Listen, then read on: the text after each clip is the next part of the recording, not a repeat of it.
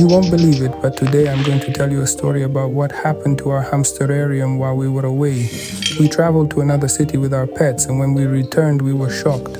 Our hamsterarium had completely dried out and we had to restore it from scratch. When we travel, we try to take our pets with us. Sometimes it's just short trips outside the city, and other times it's long stays in different regions. That's why before getting a pet, you should think about how you're going to take care of it. We returned home, and our wonderful ginger cat immediately came to greet us. She lives outside, but she loves us very much and always waits for us. Her name is Poppy Bun. She is very happy that we've returned and always cuddles gently, especially when we pet her or scratch her behind the ears or on the head. She purrs and meows. That's how she tries to talk to us. Look how sweet and gentle she is. I hope you have cats at home too. They are so pleasant to the touch. In fact, all animals are adorable if you treat them with kindness. They become very affectionate. So take care of them and show them special kindness. They deserve it. And in return, they will give you love and warmth as well. We love everything green and colorful. When nature is in full bloom, the greenery looks so rich and beautiful. It pleases the eye, relaxes the mind, and brings a sense of peaceful calm. Oh no, look at what their green paradise has turned into. Their entire hamster habitat has completely dried out. All the grass has completely dried up, and the plants have died. The lack of moisture has completely ruined the hamster habitat. We couldn't even imagine that it would get damaged this much. But we didn't get discouraged and decided that we needed to create a new hamster habitat for our pets. We went to the nearest meadow where we could gather the materials to build a new hamster habitat. We took a bucket and our camping shovel that we always use on trips. It's very convenient, you can unscrew and assemble it at any moment, which makes it a universal tool. We've had it for a long time and it has proven itself to be very reliable. It's compact, mobile, and in camping the size of your gear is what matters most. This little shovel has been with us for a long time and helps us a lot. Look at these beautiful flowers. If you know what they are called, please tell me and write it in the comments. We really like them. We are collecting dry clay for our hamster habitat. It's perfect because in the fields it's clean, without dirt or plastic waste that you usually find in the forests. We also like this juicy young grass. It has just started to grow again after the long summer drought. In hot regions, grass burns out completely during summer because there isn't enough moisture for it to survive. But now it's young and lush again. I think our hamsters will really like it.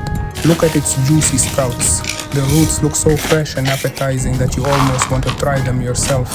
But we're not hamsters, so we'll leave this juicy grass for them. And then some kind of storm came through and broke the dry plants. Look at this interesting find. Someone cut roses in their yard and threw them out here in the field. I think these sticks will work perfectly for us and will make our hamster habitat more interesting. Let's start cleaning our old hamster habitat. Look at this, it's terrible.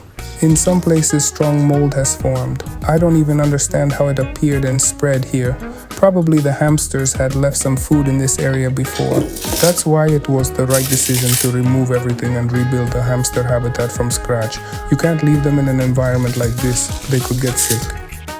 Yes, everything has completely dried out. It's extremely over-dried. Look at what happened to the stone where the moss grows. It seems extremely dried out as well, but maybe we can still restore it. If you want to see the moss grow back on this stone, let me know in the comments. I would create a separate terrarium for it and try to revive the stone so it becomes green and covered with beautiful moss again. We're taking apart the hamster's favorite cave. They will probably miss it. They had so much fun and enjoyed it here. Look, even a centipede has died in this dry soil. It has become completely lifeless. The soil has dried out so much that it turned into a single solid rock. It doesn't even crumble when I pick it up. And here is a very pleasant find. Our beautiful snail, and she's alive. Look, she created a protective seal called an epiphragm. It helps the snail protect itself from drying out. The dandelions that were here are completely covered with mold and have dried out. Interestingly, even in this soil out in the field, I found a little spring that seems to be very old. It has completely rusted over. Now that we've removed all the bad soil, the next step is to wash the hamster habitat thoroughly. Today we decided to make an unusual little house for our hamsters, so we took a piece of clay. First we need to roll it out well and make the clay smooth and uniform. If you don't know how to properly process soil so it turns into clay for sculpting, let me know in the comments. I will make a separate video showing how to separate the clay and remove all impurities and small stones so you can get high quality clay at home. I decided not to shape the little house by hand but to use a pottery wheel instead. I think it will be more interesting to create the form this way. Maybe I'm wrong, but for me this is an experiment because it will be my first time working on a pottery wheel. First, we need to center our clay exactly in the middle of the wheel. I decided to remove some of the extra clay left on the wheel, and I even managed to center it a little. But I think the clay is still a bit too firm and should have been made softer and more pliable because it's very difficult to center it properly. It seems like the clay is finally starting to cooperate. I even managed to shape it into a ball, although it doesn't respond well to my fingers and isn't as soft and pliable as I would like. And I don't quite understand why it wears down unevenly on the inside, as if it's very hard on the inside but too soft and liquid on the outside. Yes, the clay is probably not fully saturated with moisture. It's uneven and not uniform. Oh no, something went wrong and my bowl collapsed. I also mixed up the speed pedal and pressed it in the wrong direction. I need to knead the clay again and start over. I think I figured out what the problem was. The clay was too firm and dense, the kind that works well for hand sculpting. But if you're going to work on a pottery wheel, the clay needs to be much softer and more pliable. You can't make it as stiff as the clay used for hand modeling. It behaves completely differently on the wheel. Now the clay has become much softer and more workable. You can pull up the walls to form a bowl and gently fold the edges inward, and it won't be as fragile as the firm clay that didn't want to be shaped at all. This clay feels like it melts under your hands. It's much more pleasant to work with. That's why it's very important to monitor the firmness of your clay and adjust the moisture level so it becomes pliable and well kneaded. Now the little house is almost ready. Now I need to remove the excess clay from the top and around the house to give it a nicer appearance because looks are important too. Our creations should make us happy every day with their beautiful appearance. Use a damp sponge. It helps shape the clay and remove the excess. It also spreads the remaining clay over the surface of the house, giving it a smooth and neat form. We decided to dry the little house a bit with a gas torch. This way we can continue working on it much sooner. Let's take a large plastic tool and start cutting an opening in the wall of our little house. This will be a small door so the hamsters can comfortably enter their little house. Since the opening turned out a bit uneven, I'll use a round ball to smooth it out. This way, our doorway will look very similar to a natural cave entrance. We also decided to make an extra window for them. It will be much more interesting for them when their little house has several openings. I think they will really like this idea and the hamsters will be very happy. We decided to dry our little house in the oven a bit, but I don't recommend doing this. It's better to leave it in the room so it can dry slowly on its own. If you dry the house too quickly, it may crack. Clay releases moisture very fast and cracks appear right away, so it's better not to rush the drying process. If you have time, just let it dry naturally in the room. Use a special bedding shavings for pets. Any type made for hamsters or other small animals will work. Make sure to loosen them well because they are compressed and contain very hard clumps. Be very careful when adding the bedding. It shouldn't have any sharp or unpleasant smells because different types of wood can vary a lot. That's why it's best to buy bedding from specialized pet stores. This type of shavings will be perfect for your pets. Hamsters have a very strong sense of smell, and it's important for them that their surroundings smell pleasant and have no strong or sharp odors. They really don't like intense or harsh smells. Now it's time to add the soil and create a small oasis in the center of the hamster habitat. Write in the comments which country you are watching my video from. I'm really curious to know who my viewers are and whether you enjoy my videos. This will greatly help the growth of my channel, and I will be very grateful to you for it. Yes, this grass is perfect for the hamsters. They will enjoy digging in it, making a cozy little home, and creating extra hiding spots. Now let's smooth out the bedding a little to shape the yard where the hamsters will later walk and make their tiny short distance runs. Let's water the grass generously so it stays fresh longer and absorbs enough moisture. This way it won't wilt too quickly and the hamsters will be able to enjoy it for several days. The water droplets look absolutely amazing. Let's fill their favorite water bottle right away, which we will later place inside the hamster habitat. We will secure the wooden sticks later with this kind of rope. It's eco-friendly and won't bother the hamsters at all. These rose branches are perfect. They even have sharp thorns, which makes the environment feel more natural. The hamsters will feel as if they're in the wild because they still have their survival instincts and they enjoy everything natural. They spend too much time surrounded by plastic, their cage, their toys, almost everything around them is artificial. So adding a bit of real nature will definitely benefit them and make their environment much more interesting. We always need to secure the hamster water bottle very firmly using a metal wire because hamsters can easily chew through string. If the bottle falls, they can be left without water, and that can be extremely dangerous. Always attach the water bottle as tightly and safely as possible. Our friends once had a situation where they tied the bottle with a simple piece of string and the hamster chewed through it. The bottle fell, the water spilled out, and the hamster almost died. It was a very dangerous moment. That's why I always pay special attention to water safety in our hamsterarium. We'll add some beautiful stones and dry branches to create the atmosphere of a tiny forest. A dry, minimalist, and atmospheric one. When choosing sticks for your hamsterarium, be very careful. Make sure they are completely clean.